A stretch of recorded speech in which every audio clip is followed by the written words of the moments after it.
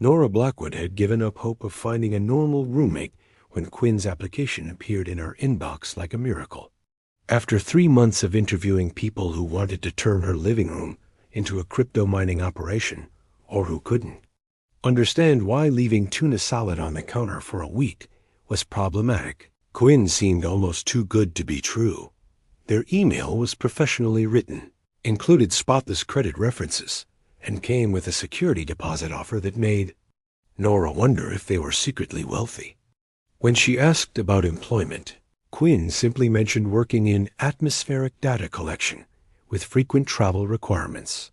That sounded respectable and, importantly, lucrative enough to cover rent reliably. The in-person meeting went smoother than any roommate interview Nora had ever conducted. Quinn arrived precisely on time, wearing an expensive-looking coat and carrying a sleek messenger bag that suggested they took their mysterious atmospheric work seriously. They spoke in measured tones, asked intelligent questions about utilities and building policies, and even complimented the small herb garden Nora kept on the fire escape.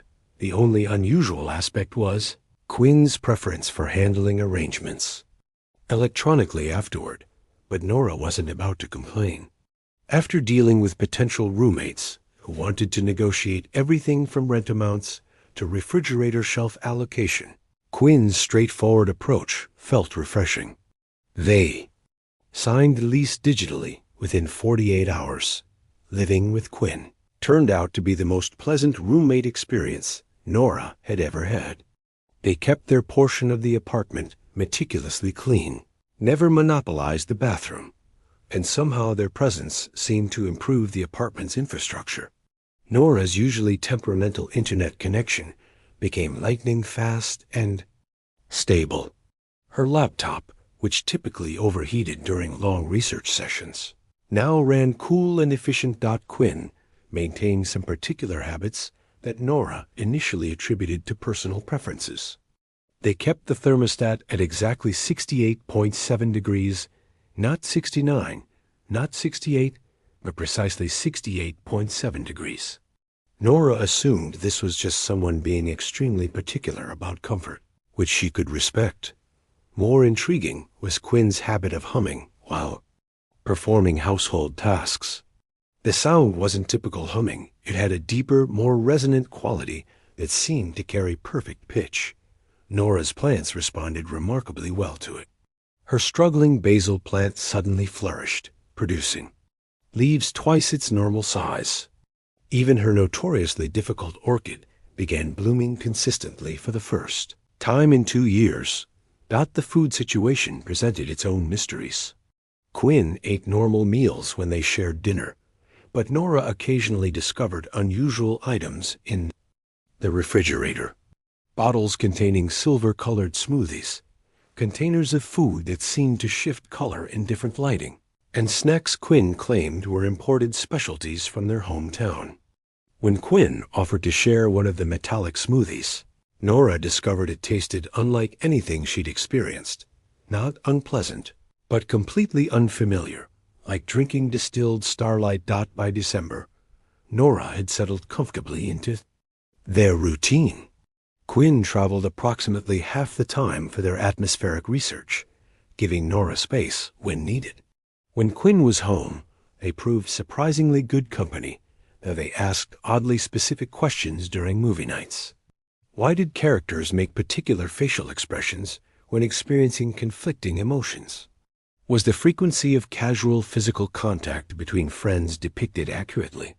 Nora assumed Quinn perhaps came from a very formal cultural background, or had limited experience with casual social interactions. She was happy to explain social nuances, finding that Quinn's questions made her more conscious of human behavioral patterns in interesting ways. The strangest aspect wasn't Quinn's precise temperature requirements or unusual food preferences. It was their appearance in certain lighting conditions, particularly during morning hours when sunlight streamed through the kitchen window. Quinn's skin displayed a subtle iridescent quality, like soap film catching light, but far more natural. Looking. Nora convinced herself this was simply exceptional. Skincare probably involving expensive products with light-reflecting properties. She'd seen in high-end cosmetics. Everything was about to change dramatically. March 2020 transformed Nora's world overnight. Her graduate research position at the university suddenly shifted to remote work, while her part-time job at the campus bookstore became essential retail. The combination of academic pressure and public-facing work during a global crisis left her exhausted and anxious. Coming home became her only respite from the chaos, but home wasn't the sanctuary it had been. With travel restrictions in place, Quinn couldn't leave for their atmospheric research trips. They were confined to the apartment together 24 hours a day, and that's when Nora began noticing behaviors that couldn't be rationalized away. The humming increased dramatically, in both frequency and volume. Quinn would pace the apartment for hours, producing that resonant sound that seemed to vibrate through the walls. The temperature control became obsessive. Quinn checked the thermostat multiple times hourly and appeared genuinely distressed. When it fluctuated even slightly, most concerning was Quinn's physical appearance. The subtle iridescence Nora had attributed to skincare was becoming unmistakably obvious. By late March, Quinn literally seemed to emit a soft glow in low-light conditions. The breaking point came during a video call with Nora's thesis advisor, Dr. Holloway. They were discussing research timeline adjustments when Quinn walked through the background, carrying a stack of books. Dr. Holloway stopped mid-sentence, squinting at her screen with confusion. "Nora, is something wrong with your camera? Your roommate appeared to be ... luminescent." Nora turned around, but Quinn had already disappeared into their room. She laughed nervously and blamed the apartment's old lighting fixtures. But Dr. Holloway's expression remained puzzled throughout the remainder of their call. That evening, Nora sat in the living room, cataloging everything she'd been observing and dismissing. The enhanced internet performance that coincided with Quinn's arrival, her plant's extraordinary growth around Quinn's humming, the strange food items, the precise temperature requirements, and now the undeniable luminescence. She knocked on Quinn's bedroom door. They needed to have a conversation about what was actually happening in their apartment. The discussion Nora had been dreading occurred the next morning over coffee. Quinn sat at the kitchen table, and in the bright morning light, there was no denying the soft, silvery glow emanating from their skin.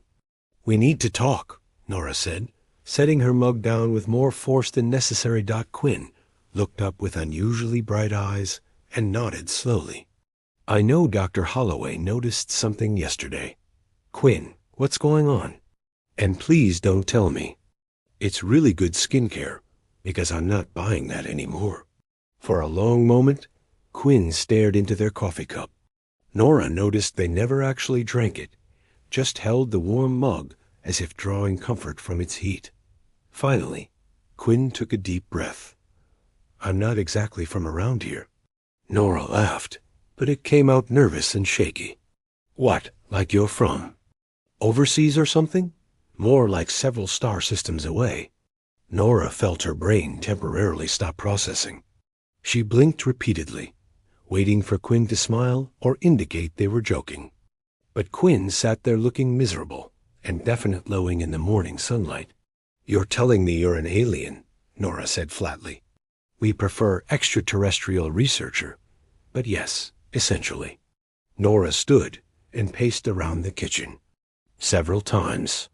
This was insane, but it explained everything: the unusual food, the perfect internet connection, her plant's dramatic improvement, the temperature obsession, all of it. "Okay," she said finally, "let's say I believe you. Why are you here? Are you going to probe me or steal my organs?" Quinn looked genuinely offended. "Of course not. I'm part of a cultural exchange program. My species has been studying human social dynamics for decades. We live quietly among humans, observe daily routines, and report back about behavioral patterns and social development." "So you've been studying me like a lab rat this whole time?" "Not like a lab rat," Quinn protested. More like participant observation. Research. And honestly, I stopped thinking of it as research months ago. You're my friend, Nora. Living with you has been the best part of my assignment. Nora sat back down, trying to process everything. So when you said you work in atmospheric research, I study Earth's atmosphere to ensure our people can survive here safely.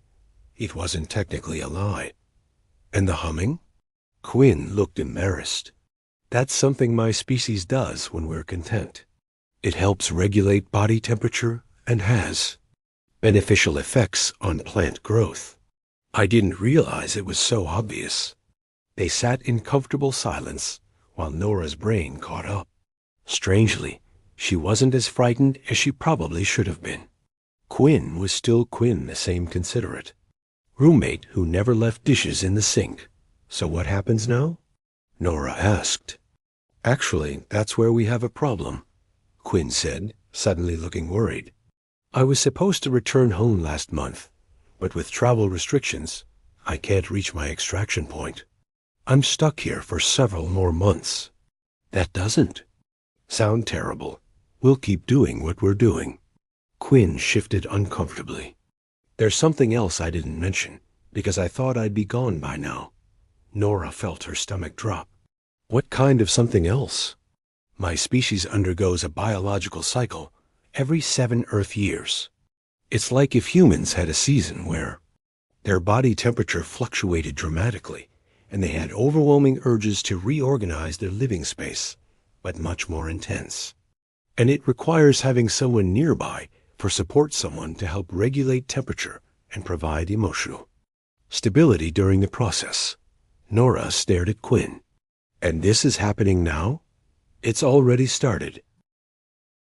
Within a week of Quinn's revelation, Nora discovered that minor electromagnetic effects was their polite way of saying, your apartment is about to become a physics experiment. Strange phenomena occurred daily now. The microwave activated spontaneously, usually during what Quinn called thermal spikes.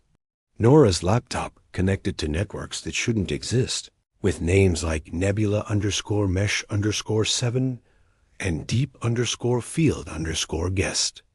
Most remarkably, the coffee maker began brewing perfect coffee every morning at exactly the right temperature, despite never being programmed not. But the strangest part was coming home from her essential worker shifts to find Quinn in the middle of what could only be described as compulsive home renovation projects. The first time, Nora walked in to discover Quinn had somehow relocated the entire sofa and constructed what looked like a meditation space using cushions, plants, and Nora's yoga equipment. Quinn sat in the center, glowing brighter than usual, and producing soft harmonic sounds. Quinn, Nora called carefully. What are you doing? Quinn looked up with unfocused eyes. The energy flow in this corner felt disrupted. I needed to optimize the space for better thermal regulation. They gestured at their creation. Does this disturb you? I can restore everything. Nora examined the cushion fort that somehow looked both absurd and incredibly inviting.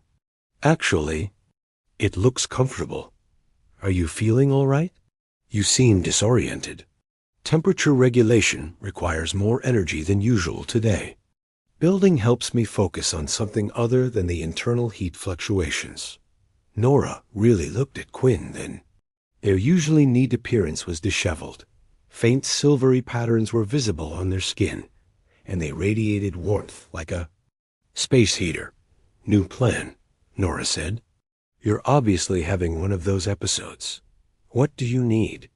The grateful expression Quinn gave her was heartbreaking. Nora spent the next hour learning alien roommate care basics. She filled the bathtub with cool water while Quinn sat on bathroom tiles. She discovered that damp cloths on Quinn's forehead helped stabilize their temperature, and that speaking in calm, steady tones helped Quinn focus during difficult moments. Silvery patterns on Quinn's skin, she learned, were thermal maps showing where internal temperature was highest. They shifted as Quinn cooled down, creating fascinating geometric designs like living tattoos. "This is actually beautiful," Nora said, watching the patterns fade. "Really? Most of my species find thermal patterns embarrassing. It's like having emotions visible on your skin. Humans blush when embarrassed, so it's not that different." They developed a routine quickly. Nora would return from work and assess Quinn's condition, how brightly they were glowing, and whether they were building furniture forts. During difficult days, she'd help with cooling techniques and talk Quinn through the worst moments. The organizational urges were actually entertaining. Quinn would spend hours rearranging the apartment in ways that made no logical sense, but worked perfectly. They moved Nora's desk to face the window for optimal natural light absorption, and reorganized the kitchen by what Quinn called molecular compatibility. The electronic situation became more interesting too. Quinn's presence improved everything. In the apartment, internet speed became so fast that Nora's colleagues asked about her service provider. Her phone battery lasted twice as long, and her old tablet suddenly worked like new. 3 weeks into Quinn's cycle, Dr. Holloway requested an in-person meeting. "I need to discuss some anomalous readings we've been getting from the atmospheric monitoring station near your building," she said during their video call. "There are electromagnetic signatures that don't match any known sources." Nora felt panic rise in her throat. "Anomalous how?" "Highly organized, almost like artificial generation. I want to bring some portable equipment to your area and take measurements. Would tomorrow afternoon work?" That evening, Nora found Quinn building an elaborate structure out of dining room chairs and blankets, glowing more intensely than she'd ever seen. "Quinn, we have a problem. My thesis advisor is coming here tomorrow with electromagnetic detection equipment." Quinn paused in their construction, the silvery patterns on their skin suddenly shifting to deep blue. "That's not good." "During thermal regulation, I can't control the field generation." "Can you hide it somehow?" "Not without causing myself significant distress, which would actually make the emission stronger." Nora paced around Quinn's latest creation, which looked like a sophisticated blanket fort, but somehow felt like standing inside a cathedral. "What if you weren't here when she comes?" "Where would I go?" "I can't travel far from this space during the cycle. The temperature regulation requires familiar environmental constants. Then we'll have to convince her the readings are coming from something else." The next afternoon, Dr. Holloway arrived with a case full of scientific instruments and an expression of intense curiosity. Nora met her in the building lobby, hoping to keep her away from the apartment entirely. "The readings are definitely strongest on your floor," Dr. Holloway said, consulting a handheld device. "Almost like there's a localized field generator." As they reached Nora's door, the lights in the hallway flickered rhythmically. From inside the apartment came a soft humming sound that seemed to resonate through the walls. "What's that noise?" Dr. Holloway asked, her scientific curiosity clearly piqued. Nora's mind raced. "My roommate is really into experimental meditation. Music, very avant-garde stuff." But as she opened the door, she realized Quinn's cycle had intensified dramatically. The apartment was filled with a soft, silvery light, and the humming sound was definitely not coming from any speakers. Dr. Holloway stepped inside and immediately began taking readings, her equipment beeping frantically. "Nora, this is incredible. The electromagnetic field in here is unlike anything I've ever measured." Dr. Holloway's equipment went haywire the moment she stepped into the apartment. Her electromagnetic field detector emitted a continuous high-pitched whine, while her tablet displayed readings that made her eyebrows shoot up to her hairline.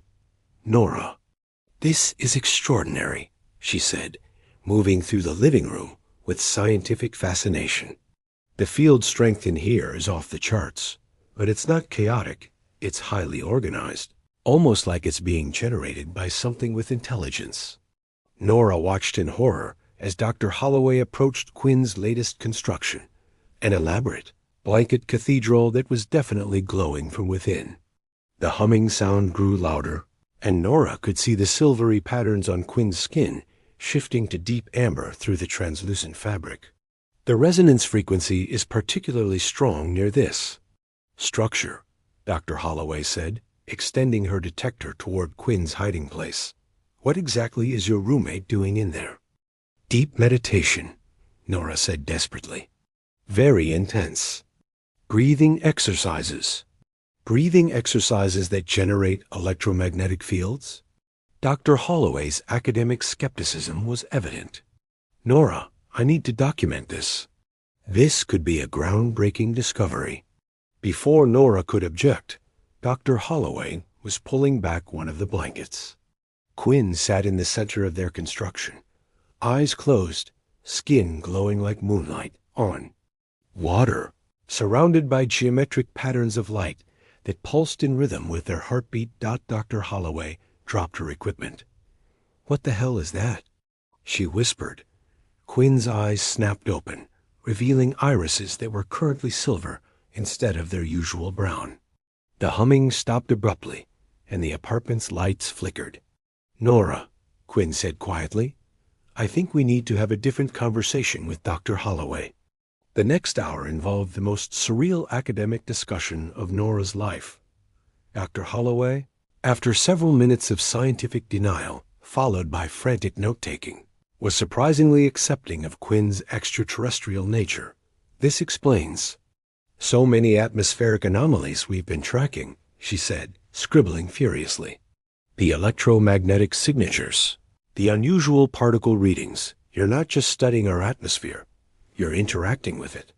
My species' biology affects local electromagnetic fields, Quinn explained, still glowing softly. During our reproductive cycle, those effects become much stronger. Reproductive cycle? Dr. Holloway looked up from her notes. Quinn's luminescence shifted to a deeper shade. It's complicated. That's when Nora's brother Jace decided to make one of his surprise visits. They heard his key in the lock.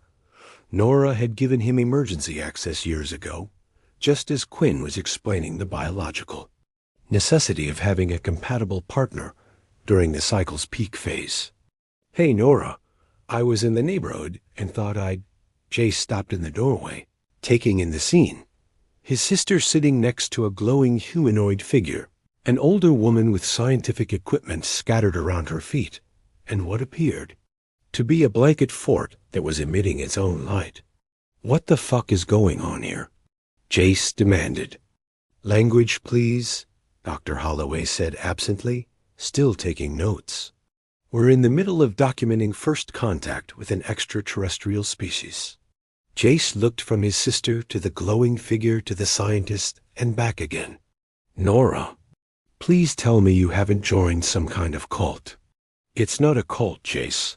Quinn is, well, they're from another planet. And you're okay with this? Before Nora could answer, Quinn suddenly doubled over, their luminescence flaring bright enough to hurt their eyes. The apartment's electrical system surged, causing Dr. Holloway's equipment to emit a chorus of alarms. Temperature spike, Quinn gasped, worse than usual. Nora immediately went into caregiver mode, helping Quinn toward the bathroom while calling over her shoulder. Jace, I need you to fill the bathtub with cold water.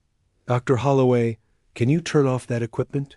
The electromagnetic interference isn't helping. As Nora helped Quinn cool down, she could hear Jace and Dr. Holloway talking in the living room. So this is actually happening, Jace was saying. My sister is taking care of an alien who's going through some kind of biological process. It appears to be similar to certain terrestrial species that require pair bonding during reproductive cycles, Dr. Holloway replied. Fascinating from an evolutionary biology perspective. And potentially dangerous? Jace asked. Quinn looked up at Nora from where they sat in the cool water, their skin patterns now showing distress signals in rapid red pulses. There's something I haven't told you about the peak phase, they said quietly. Nora felt her stomach drop. What now? The thermal regulation becomes so intense that I'll need direct physical contact to maintain stable body temperature. Not just cooling techniques, actual skin contact for extended periods. How extended? Potentially days at a time. From the living room came the sound of Jace raising his voice. Absolutely not. Nora, you're not getting involved in some alien mating ritual. It's not a mating ritual, Quinn called out weakly. It's a survival necessity. But even as they said it, Nora could see something in Quinn's expression that suggested the situation was more complicated than simple thermal regulation. That's when they heard the knock at the door, 3 sharp raps in a pattern that made Quinn's eyes widen with what looked like fear. That's not a human knock, Quinn whispered. Someone from my species is here.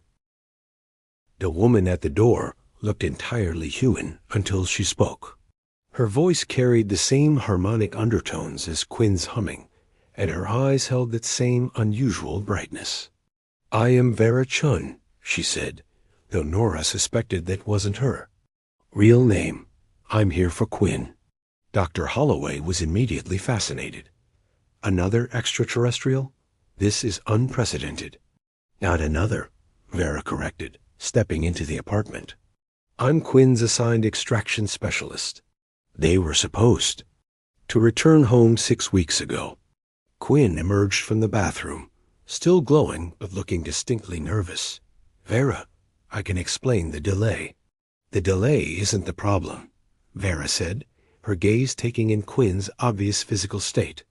The problem is that you've entered peak phase while bonded to a human. Bonded? Nora asked. Vera looked at her with something that might have been sympathy. Your electromagnetic signatures are synchronized. In my species, that only happens between reproductive partners. Jace stepped forward protectively. Nobody said anything about reproduction. The cycle isn't about reproduction in the way humans understand it, Vera explained patiently. It's about forming permanent pair bonds. Quinn's biology has already chosen Nora as their life partner. Chosen me for what? Nora felt panic rising. Quinn's luminescence shifted to deep blue embarrassment. Nora had learned. I didn't know it was happening, they said quietly. The bonding process is usually conscious and deliberate. But being stuck here during cycle onset, with you helping me through the temperature regulation, my biology interpreted your care as acceptance. Dr. Holloway was scribbling notes furiously. Fascinating. So the electromagnetic fields we've been detecting are actually a bonding mechanism? Among other things, Vera said, which is why Quinn needs to come with me immediately. The longer the bonding process continues, the more difficult it becomes to reverse. Reverse? Nora felt something twist in her chest at the word. Quinn can return home and bond with someone of their own species. But if they complete the cycle with you, they'll be permanently tied to Earth. And you, Vera looked at Nora seriously, will be permanently tied to them. What does that mean exactly? Jace demanded. Shortened human lifespan due to electromagnetic exposure, increased vulnerability to temperature fluctuations, and psychological dependency that would make separation extremely painful for both parties. Nora looked at Quinn, who was staring at the floor. The silvery patterns on their skin were pulsing rapidly distressed signals, she realized. What do you want to do? Nora asked quietly. Quinn met her eyes. I want to stay, but I can't ask you to give up your normal human life for me. What if I want to give it up? The room fell silent, except for the soft humming of electronics that seemed to respond to Quinn's emotional state. Dr. Holloway cleared her throat. From a scientific perspective, this could be invaluable for human understanding of extraterrestrial biology. From a brotherly perspective, Jace said, this sounds insane. Vera checked a device that looked like a cross between a smartphone and a compass. We have approximately 30 minutes before Quinn's cycle advances to a point where separation becomes impossible. And if I choose Quinn? You'll need to come with us, Vera said. At least temporarily, while Quinn completes their cycle in a controlled environment. After that, ... She shrugged. The bonding process is permanent, but how you choose to live. Your lives is up to you. Nora looked around the apartment that had become so strange and wonderful over the past months. Her thriving plants, the inexplicably perfect electronics, the furniture arrangements that made no logical sense, but felt exactly right. She thought about Quinn's gentle presence, their careful consideration, the way they'd made her feel less alone during the most isolating time in recent human history. Dr. Holloway, she said, I'll need to withdraw from the graduate program. Nora, don't be hasty, her advisor said. This could be the discovery of the century. Document everything. Write your dissertation on interspecies contact. Nora, Jace interrupted. You've known about this alien thing for what, a few hours? You can't make life-altering decisions based on... I've known Quinn for 8 months, Nora said firmly. They've been the best roommate, the best friend, the best. She paused, realizing something. The best partner I've ever had, even before I knew what they were. Quinn's luminescence shifted to warm gold joy. Nora had learned. Besides, she added, looking at Vera, you said I'd need to come with you temporarily anyway. I can make the final decision after I understand what I'm really choosing. Vera nodded approvingly. Wise. Most humans who bond with our species find the experience more positive than they anticipate. Most humans? Dr. Holloway perked up. How many humans have bonded with your species? Trade secret, Vera said with a slight smile. As they prepared to leave, Jace pulled Nora aside. Are you sure about this? Nora looked at Quinn, who was carefully packing the few belongings they'd accumulated during their time on Earth. The apartment already felt empty without their presence. I'm sure I need to find out, she said. And I'm sure I don't want Quinn to go through this alone. 3 months later, Nora sent Jace a postcard for what the return address listed as Atmospheric Research Station 7, but which was actually a research facility on a small moon orbiting Jupiter. The postcard showed a nebula that looked like a cosmic butterfly. Having amazing time, she wrote. Weather is artificially controlled and perfect. Quinn completed their cycle successfully. Apparently, I'm a very good thermal regulation partner. Turns out interspecies bonding mostly involves a lot of cuddling and shared Netflix accounts, just with better special effects. Coming home next month to start new research position with Dr. Holloway. Quinn wants to continue Earth studies, and I want to study them studying us. It's very meta. Also, the Wi-Fi here is incredible. Love, Nora. She didn't mention that she now glowed softly in certain lighting, or that she could hear electromagnetic frequencies, or that she and Quinn had developed their own harmonic communication system. Some things were better experienced than explained.